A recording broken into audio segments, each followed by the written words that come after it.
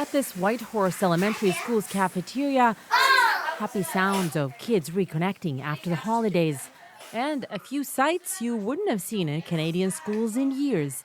Nuts and peanuts are now allowed for students in grade 3 and up. The initiative says the principal came from the parents. The school invited them for a big meeting.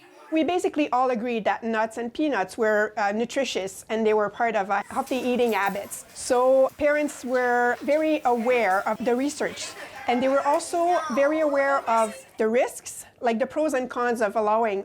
The school does have other measures in place. Youngest grades still have food restrictions, and the office is stocked with EpiPens. For years, banning things like nuts and peanut butter from Canadian schools was considered the gold standard in preventing severe allergic reactions in students. But a major 2021 study led by Canadian researchers found that there just isn't enough good evidence that bans even work. I don't know if they have what. Dr. Susan Wasserman was the lead researcher on that study. What we found is that there wasn't great literature to support the practice. But the study came with major caveats. If you are going to eliminate food restriction as just one of the things that may work, that everything else has to be in place. Meaning that the staff and whoever looks after children do have to be aware of who the food allergic children are.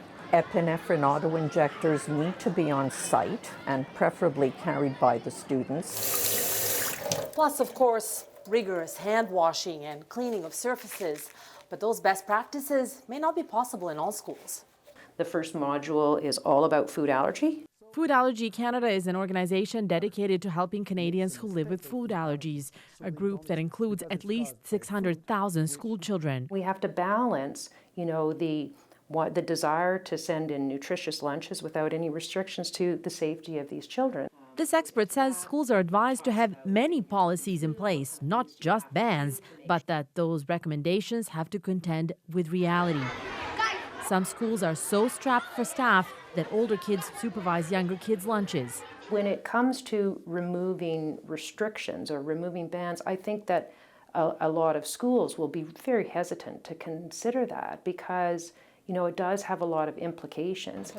Simon, now 9, almost died when he was 18 months old.